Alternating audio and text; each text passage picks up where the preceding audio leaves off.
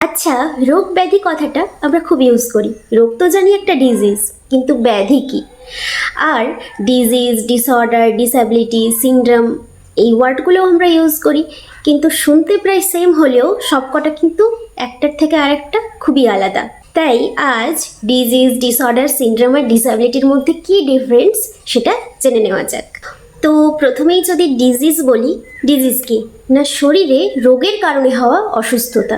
তো এই রোগ হবে মানে তার একটা নির্দিষ্ট জীবাণু থাকবে, তার কারণে আমাদের বডির ভেতরে প্যাথোলজিক্যাল কিছু চেঞ্জেস হবে, আর আমাদের যে নর্মাল বডির একটা ফাংশন সেটা ব্যাহত হবে।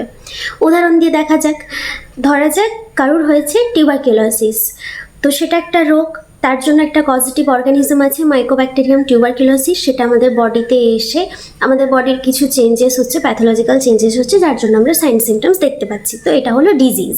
এছাড়াও ম্যালেরিয়া, ডায়াবেটিস, টিউবারকুলোসিস এই সব কিছুই হচ্ছে একটা রোগেরই উদাহরণ।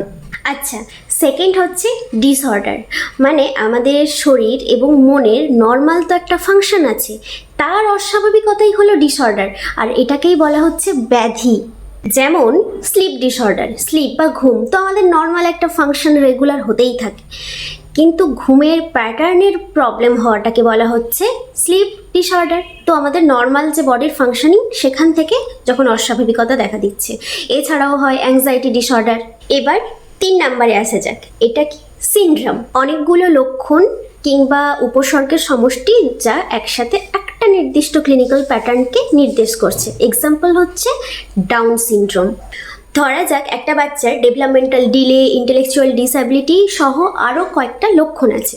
তো এই এতগুলো লক্ষণ বা উপসর্গ মিলে একটা জিনিসকে নির্দেশ করছে, তা হলো ডাউন সিনড্রোম। ডাউন সিনড্রোম ছাড়াও আরও কিছু সিনড্রোম হলো Turner syndrome, fragile x syndrome, Marfan syndrome ইত্যাদি। এবার আসি ডিসঅ্যাবিলিটিতে। তো ডিসঅ্যাবিলিটি মানে হলো সীমাবদ্ধতা বা ইম্পেয়ারমেন্ট।